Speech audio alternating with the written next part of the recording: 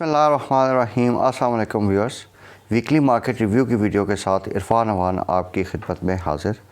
तो पिछले हफ्ते हमने मार्केट में एक काफ़ी डाउन ट्रेंड देखा और प्राइमरीली उसकी जो रीज़न्स हमने आपके साथ शेयर की थी वो वही पॉलिटिकल अनसर्टेनिटी और आईएमएफ की साइड से जो हमें इन्फ्लोज में डिलेज़ आ रहे हैं, उन अनसर्टेनिटीज़ की वजह से मार्केट में काफ़ी डाउन ट्रेंड रहा।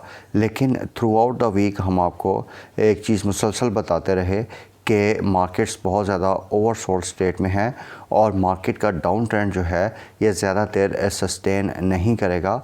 और हमारी जो स्ट्रैटेजी आपके लिए रिकमेंडेड थी वो यही थी कि आपने जो हाई इनकम स्टॉक्स हैं जिनकी अच्छी अर्निंग्स है उनकी होल्डिंग्स को मेंटेन रखना है। और अगर आपने डे ट्रेडिंग भी करनी है तो बहुत उसको थिन रेंज में छोटे प्रॉफिट के साथ आपने ट्रेड्स लेके उसमें से एग्ज़िट लेनी है। तो पिछले हफ्ते व्यूअर्स हमने देखा कि मार्केट में 1632 पॉइंट्स की गिरावट हुई और मार्केट ने 3.95% वीक ऑन वीक बेसिस पे लूज़ किया है। अगर हम दिसंबर के महीने में व्यूअर्स देखें तो सो फार दिसंबर के महीने में मार्केट तकरीबन 2600 पॉइंट्स लूज़ कर चुकी है। अगर हम वॉल्यूम वाइज देखें तो पिछले हफ्ते के जो एवरेज मार्केट वॉल्यूम्स रहे वो 180 मिलियन शेयर्स के थे, जो कि वीक ऑन वीक बेसिस पे इस पे 10% की इंक्रीज़ आई है। तो व्यूअर्स, अगर हम फॉरेन इन्वेस्टमेंट प्रोफाइल और लोकल इन्वेस्टमेंट प्रोफाइल का थोड़ा सा एनालिसिस देखें तो उसमें फॉरेन कॉर्पोरेट्स जो हैं उनकी तरफ से हैवी सेलिंग आई और उन्हें 4.8 मिलियन यूएस डॉलर्स की नेट सेल की, जिसमें ज़्यादातर सेल जो थी वो कमर्शियल बैंक्स में हुई।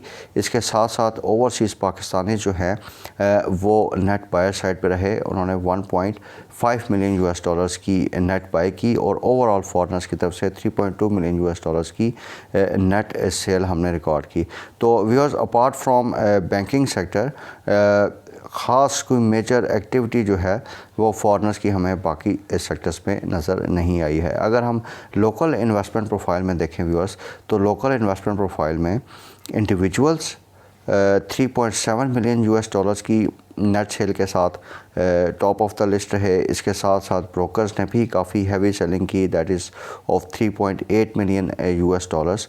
और इसी के साथ साथ पिछले हफ्ते इंश्योरेंस कंपनीज़ ने भी 2.1 मिलियन यूएस डॉलर्स की नेट सेल की है। वेयर एज़ कंपनीज़ और बैंक्स जो हैं वो नेट बाइंग साइड पर है। बैंक्स की तरफ से बड़ी एक अच्छी बाइंग आई, उन्होंने तकरीबन 7.9 मिलियन यूएस डॉलर्स की नेट बाइंग की तरफ से आई है। और इसी तरह जो कंपनीज़ हैं उनकी तरफ से 4.9 मिलियन यूएस डॉलर्स की हमने नेट बाय देखी। तो इसी तरीके से म्यूचुअल फंड्स भी थोड़ा सा हमें एक नेट बाय साइड पे नज़र आए, जिसमें तकरीबन 0.513 मिलियन यूएस डॉलर्स की नेट बाय हमने म्यूचुअल फंड्स की साइड से भी देखी है। तो ओवरऑल अगर आप देखें तो इंडिविजुअल्स की जो ब्रॉडर कैटेगरीज़ हैं उसमें हमें सेल्स नज़र आ रही हैं। इसी तरह ब्रोकर्स की तरफ से हमें पैनिक सेलिंग नज़र आई। लेकिन जो आपका एवरेज इन्वेस्टर है, बैंक्स हो गए, कंपनीज़ हैं, म्यूचुअल फंड्स हैं, इनकी तरफ से हमें मार्केट में डिप्स पे बाइंग नज़र आई है। तो व्यूअर्स, पिछले हफ्ते मार्केट में डिफरेंट न्यूज़ सर्कुलेट की और उसमें एक तो S&P ने जो हमारी क्रेडिट रेटिंग को डाउनग्रेड किया। ये जो क्रेडिट रेटिंग है ये 2008 के बाद इन लेवल्स पे हमने ऑब्ज़र्व की है, तो काफ़ी ये भी मार्केट के लिए एक नेगेटिव न्यूज़ था। इसके अलावा मार्केट में एक और मेजर जो न्यूज़ थी वो हमारे फॉरेन एक्सचेंज रिज़र्व्स की डिप्लेशन की न्यूज़ थी। उसमें मुसलसल हम डिक्लाइन ऑब्ज़र्व कर रहे हैं और पिछले हफ्ते भी ये डिक्लाइन जारी रही और हमारे जो फॉरेन एक्सचेंज रिज़र्व्स हैं स्टेट बैंक के पास वो 6.1 बिलियन यूएस डॉलर्स के लेवल पे आ गए हैं, जो कि हार्डली एक महीने की इंपोर्ट कवर प्रोवाइड करता है। तो viewers, what's the way forward now? अभी आइंदा आने वाले हफ्तों में मार्केट की क्या स्ट्रैटेजी होनी चाहिए, इसको थोड़ा डिस्कस कर लेते हैं। तो व्यूअर्स, मार्केट के जो की ट्रिगर्स हैं वो वही सेम जो आपको बार बार हम डिस्कस करते आ रहे हैं कि फ्रेंडली कंट्रीज़ की सपोर्ट और आईएमएफ का प्रोग्राम है। तो व्यूअर्स, पाकिस्तान का जो अगर हम देखें कि किस मुश्किल सूरत हाल में खड़ा है, तो अभी जो हमारी अगले 3 महीने में फ़ॉरेन पेमेंट्स ड्यू हैं वो तकरीबन 8.5 बिलियन यूएस डॉलर्स की हैं। ये पेमेंट्स हमने मार्च तक करनी है। इसमें अगर हम यूएई और चाइना की साइड की पेमेंट्स देखें या रोल ओवर्स देखें तो ये तकरीबन 4 अरब यूएस डॉलर्स के हैं। तो इस अगर इन दोनों फ्रेंडली कंट्रीज से हमें रोल ओवर मिल भी जाता है तो उसके बावजूद हमने 4.5 बिलियन यूएस डॉलर्स की नेट पेमेंट करनी है अगले 3 महीने में। और ये जो पेमेंट्स हैं इसमें हमारे फॉरेन एक्सचेंज रिज़र्व्स उनको मीट करने के लिए काफ़ी हद तक नाकाफ़ी साबित हो रहे हैं। तो व्यूअर्स, अभी आईएमएफ का प्रोग्राम काफ़ी डिले है। इसमें नवंबर में हमें 9th रिव्यू के बाद एक 1.1 बिलियन यूएस डॉलर्स की ट्रांच मिलनी थी, जो कि अभी by the end of December हमें सो फार रिसीव नहीं हुई है और ना ही इन द नियर फ्यूचर हमें इसमें कुछ चांस नज़र आ रहा है कि ये ट्रांच हमें रिसीव होगी।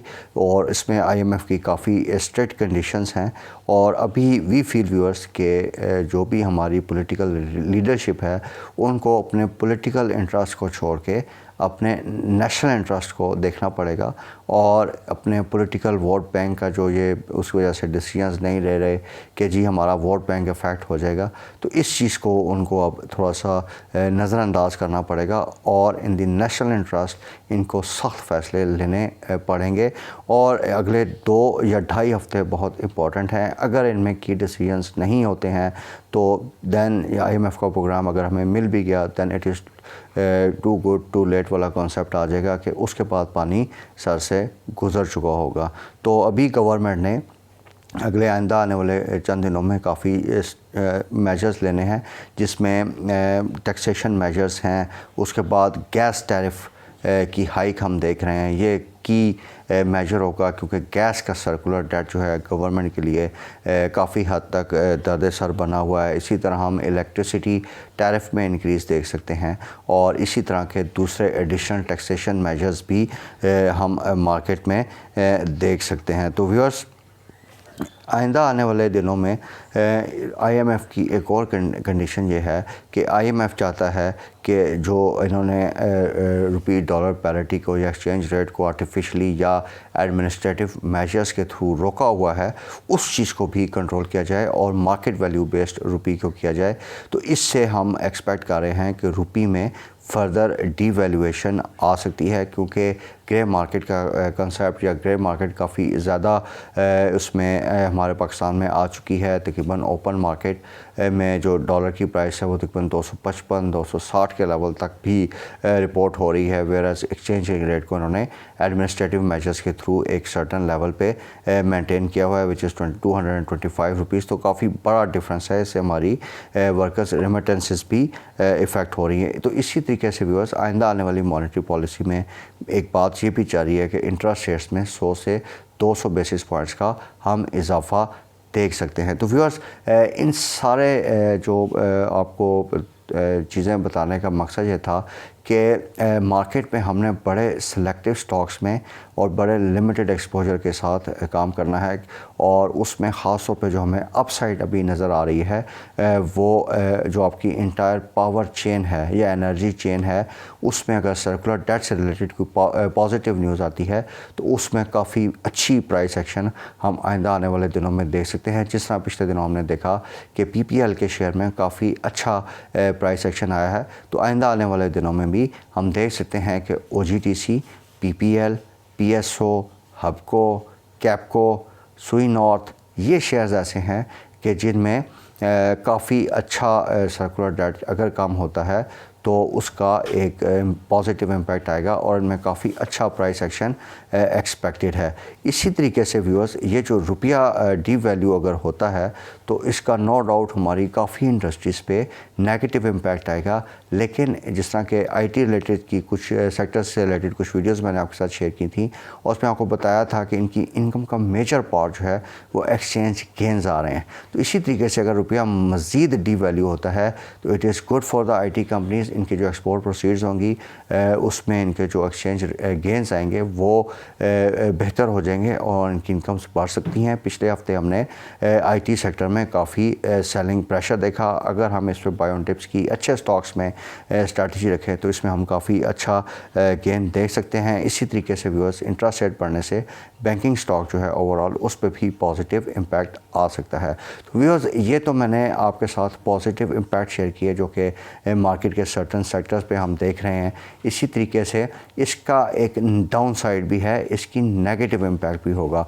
नेगेटिव इम्पैक्ट उन शेयर्स में होगा जिनकी लेवरेज पोजीशन काफ़ी हाई है और उस लेवरेज पोजीशन यानी उन्होंने जो उधार उठाया हुआ है वो काफ़ी ज़्यादा है और इस वजह से उनकी जैसे ही इंटरेस्ट रेट मज़ीद बढ़े तो उनकी इनकम स्टेटमेंट एडवर्सली इफ़ेक्ट हो सकती है। ये हमने अपनी प्रीवियस वीडियोस में आपके साथ एक डिटेल्ड लिस्ट भी इन ऐसे शेयर्स की शेयर की हुई है, लेकिन ख़ास तौर पे आपने ज़हन में रखना है कि सीमेंट सेक्टर, स्टील सेक्टर और इसी तरीके से 4-5 और स्टॉक्स ऐसे हैं जो काफ़ी हाई लेवरेज्ड हैं और उसमें हमें सो फार बाइंग से जो है वो इज्तनाब करना है, क्योंकि अगर इंटरेस्ट रेट बढ़े तो उसमें हम एक नेगेटिव प्राइस एक्शन देख सकते हैं।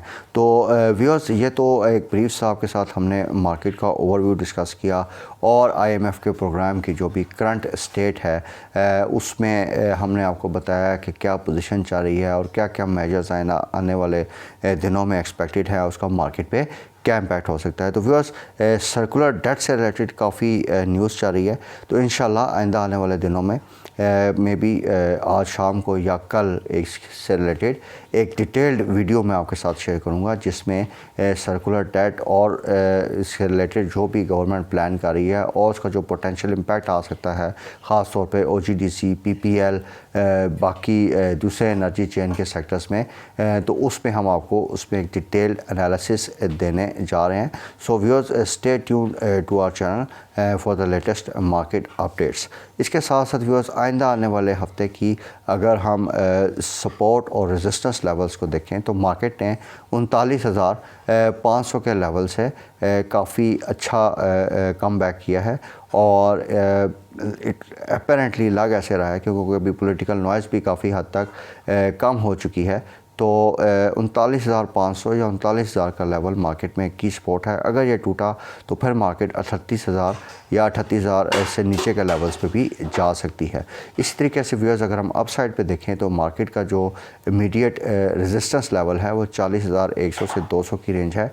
अगर मार्केट्स इन लेवल्स को सस्टेन करती है तो उसके बाद हम मार्केट को 40,700 या 41,000 के लेवल पे जाता दे सकते हैं। So viewers, stay tune to our channel for the latest market updates and do remember to subscribe to our channel. Thank you very much for your time.